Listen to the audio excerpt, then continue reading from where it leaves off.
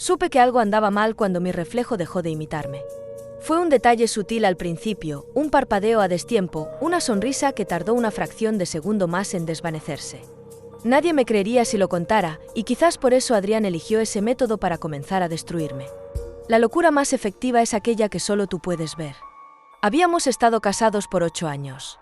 8 años en los que pasé de ser Lucía Méndez, editora prometedora en una revista cultural, a convertirme en la esposa de Adrián Vega, el brillante neuropsicólogo cuyas investigaciones sobre la manipulación de la memoria y la percepción le habían ganado reconocimiento internacional. Nos conocimos en una conferencia donde él era el orador principal. Me cautivó su inteligencia, su manera de explicar conceptos complejos con una claridad que hacía que cualquiera se sintiera inteligente por entenderlo. No me di cuenta entonces de que esa misma habilidad para simplificar lo complejo podía utilizarse para complicar lo simple, para distorsionar la realidad. El cambio comenzó después de que rechazara una oferta de trabajo en Madrid. Era mi oportunidad de volver a mi carrera, de recuperar algo de la identidad que había ido cediendo poco a poco a nuestra relación. Adrián me había apoyado al principio, o al menos eso creí. ¿Estás segura de que recibiste esa oferta?, me preguntó una noche mientras cenábamos en la casa que habíamos comprado en las afueras, a 1 hora de la ciudad más cercana. Revisé tu correo esta mañana buscando la confirmación de nuestras reservaciones para el aniversario y no vi nada de esa editorial. ¿Revisaste mi correo? El tenedor quedó suspendido a medio camino hacia mi boca. Adrián sonrió con esa expresión condescendiente que reservaba para sus estudiantes más lentos. Me diste tu contraseña hace meses, Lucía. Dijiste que podía usarla para las reservas de viajes, ¿no lo recuerdas? Lo recordaba diferente, pero últimamente muchas cosas eran así, recuerdos que no encajaban con la versión de Adrián, conversaciones que aparentemente habíamos tenido pero que yo no podía evocar. Esa noche busqué el correo de la oferta, pero había desaparecido. Contacté a la editorial al día siguiente y me informaron que nunca habían enviado tal oferta. Comencé a dudar de mi memoria. Es normal, me tranquilizó Adrián cuando le conté, confundida. Los falsos recuerdos son más comunes de lo que crees. Es parte de mi investigación actual. La mente humana es maleable. Su tono científico me provocó un escalofrío. El asunto del espejo comenzó 3 meses después. Estaba sola en casa, Adrián había viajado a un congreso. Me encontraba frente al espejo del baño cuando noté que mi reflejo tardó un instante en bajar la mano cuando yo lo hice. Parpadé, confundida. Hice la prueba nuevamente. Esta vez, mi reflejo sonrió antes de que yo lo hiciera. Retrocedí, chocando contra la pared. Era imposible. Debía ser el cansancio, las pastillas para dormir que Adrián me había recetado después de que comenzaran mis insomnios. Pero ocurrió de nuevo al día siguiente. Y al siguiente. Cuando Adrián regresó, se lo conté. Él me escuchó con atención profesional. Parece un caso de despersonalización, diagnosticó. He visto casos similares. La mente se disocia de la imagen corporal cuando está bajo estrés extremo. Pero no estoy bajo estrés extremo, argumenté. Adrián Lady la cabeza. ¿No lo estás? Has estado hablando de trabajos inexistentes, olvidando citas importantes, enumeró. Creo que deberíamos aumentar la dosis de tu medicación. ¿Mi medicación? Sentí que me faltaba el aire. Adrián, solo tomo pastillas para dormir ocasionalmente. Él frunció el ceño, preocupado. Lucía, llevas 1 año con antipsicóticos. ¿No recuerdas cuando te diagnosticaron el trastorno de personalidad? Sacó de su maletín un frasco que no reconocí. Esto explica muchas cosas. Has estado olvidando tomar tus medicinas. No podía ser verdad. ¿1 año? ¿Antipsicóticos? ¿Un diagnóstico que no recordaba? Necesito llamar a mi hermana, dije, buscando a alguien que pudiera confirmar o desmentir esta versión de la realidad. ¿Tu hermana? Adrián parecía genuinamente confundido. Lucía, no tienes hermana. Eres hija única. El pánico me inundó. Elena era real. Tenía que serlo. Habíamos crecido juntas, ella vivía en Valencia con su esposo y sus 2 hijos. Esto es demasiado, susurré, retrocediendo. Estás mintiendo. ¿Por qué harías esto? Adrián se acercó, con las manos extendidas en un gesto conciliador. Tranquila, es parte de tu condición. Créate personas y recuerdos. Lo hemos hablado muchas veces. Por eso dejaste de trabajar, ¿recuerdas?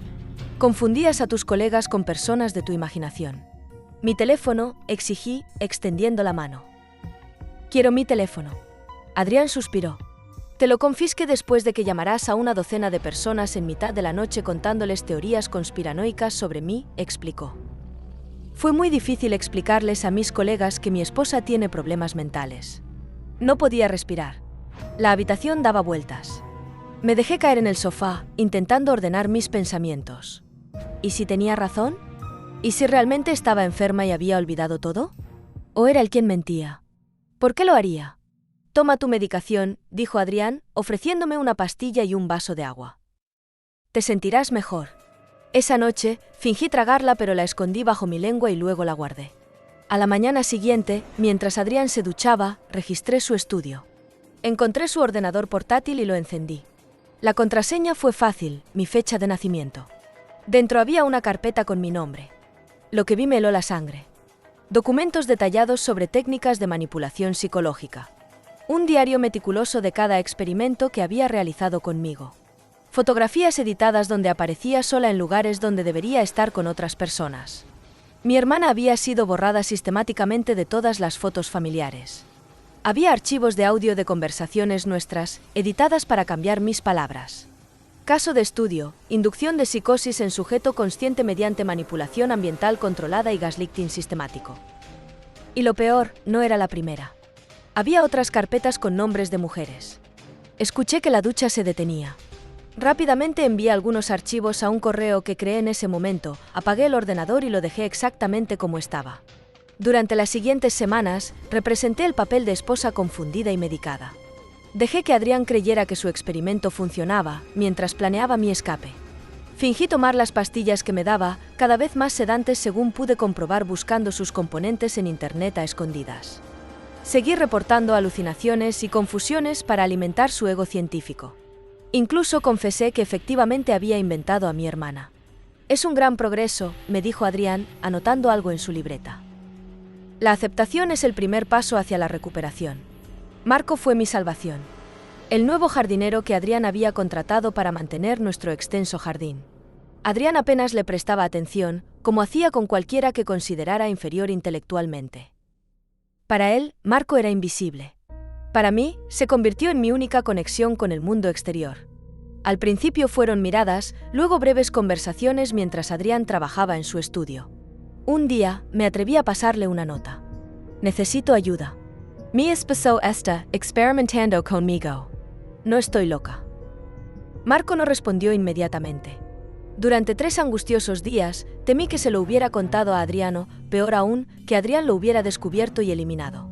Pero la 4ª mañana, mientras recogía las hojas caídas, Marco dejó caer un teléfono móvil entre los arbustos cerca de donde yo solía sentarme a leer. Un solo número guardado. Es de confianza. Llama cuando puedas. Esa noche, mientras Adrián dormía bajo el efecto de los somníferos que había comenzado a mezclar en su vino, una dosis pequeña, justo lo suficiente para asegurarme de que no despertaría, llamé al número. Era Carmen, una detective privada. Marco le había contado mi situación. Más importante aún, Carmen había investigado a Adrián después de la misteriosa desaparición de su primera esposa, Marta, 5 años atrás. La policía había concluido que Marta, con problemas mentales según todos los testimonios, incluido el de su respetado esposo psicólogo, había abandonado voluntariamente su hogar. No eres la primera, me dijo Carmen. Y si no te ayudamos, no serás la última. Tengo los archivos que enviaste y mucho más. Pero necesitamos pruebas físicas de lo que te está haciendo. El plan era arriesgado. Tendría que permanecer en la casa 2 semanas más, recopilando evidencias, grabando conversaciones, buscando las pastillas que me daba para analizarlas. Mientras tanto, Carmen contactaría a mi hermana Elena, que por supuesto existía y estaba desesperada tras meses sin poder comunicarse conmigo, y prepararía un lugar seguro. Fueron las 2 semanas más largas de mi vida. Cada sonrisa falsa, cada píldora fingidamente tragada, cada confesión fabricada de síntomas imaginarios era un paso más hacia mi libertad. Adrián, envalentonado por sus éxitos, comenzó a documentar más abiertamente sus avances conmigo, lo que me proporcionó las grabaciones que necesitaba. La noche de mi escape, Adrián celebraba su nombramiento como director del Departamento de Neuropsicología. Había invitado a sus colegas más cercanos a una cena en casa. Yo, interpretando perfectamente mi papel de esposa mentalmente frágil pero funcional gracias a sus cuidados, serví la cena que había preparado con especial dedicación. Mi esposa ha mejorado enormemente, le contaba a uno de sus colegas mientras yo servía el vino. Es asombroso cómo la mente puede recuperarse con el tratamiento adecuado. El colega me miró con una mezcla de compasión y curiosidad científica, como quien observa un espécimen interesante. La terapia experimental de Adrián ha sido mi salvación, dije, sonriendo dulcemente mientras llenaba la copa de mi esposo. No sé qué haría sin él. Adrián sonrió, complacido. No notó que solo su copa y la mía contenían el vino especial, el que había mezclado con una dosis ligeramente mayor de sus propios somníferos. Cuando los invitados se marcharon, Adrián estaba ya somnoliento, atribuyéndolo al cansancio y la emoción del día. Le ayudé a subir a la habitación, como la devota esposa que creía tener. Lo recosté con ternura. «Te amo», susurró antes de quedarse dormido. «Yo también te amaba», respondí, aunque ya no podía oírme. Recogí la pequeña maleta que había preparado y escondido días antes. Tomé su ordenador portátil, los diarios, las pastillas etiquetadas, todo lo que pudiera servir como evidencia.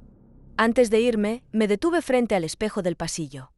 Mi reflejo y yo nos movimos al unísono por primera vez en meses. Sonreí.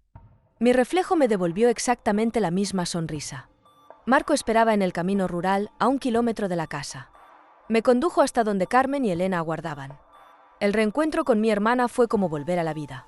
3 meses después, Adrián Vega fue detenido, acusado de múltiples delitos: administración de sustancias nocivas, secuestro, coerción psicológica y, cuando se encontraron los restos de Marta en el sótano de nuestra casa, asesinato. Sus diarios detallados, su arrogancia científica que le llevó a documentar meticulosamente cada paso de sus experimentos, fueron su perdición.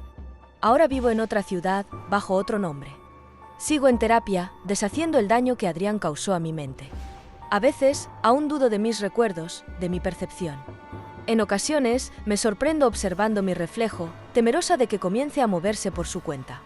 Pero hay algo que sé con certeza: el verdadero terror no viene de monstruos imaginarios o fenómenos sobrenaturales. Viene de aquellos que, teniendo nuestro amor y confianza, deciden usar ese poder para destruirnos desde dentro, convenciéndonos de que nuestros propios sentidos mienten, de que nuestra mente es una prisión y ellos los únicos carceleros capaces de mantenernos a salvo. El verdadero horror es descubrir que la persona que duerme a tu lado cada noche ha estado, con paciencia y meticulosidad, borrándote de tu propia existencia. Y lo más aterrador de todo: nunca sabrás cuántos como Adrián caminan entre nosotros, observando, estudiando, seleccionando a su próxima investigación. Así que, si alguna vez comienzas a dudar de tu memoria, de tu percepción, si las coincidencias se acumulan y las explicaciones no encajan, busca un espejo. Y si tu reflejo se mueve antes que tú, no dudes de ti mismo. Duda de quien intenta convencerte de que lo que ves no es real.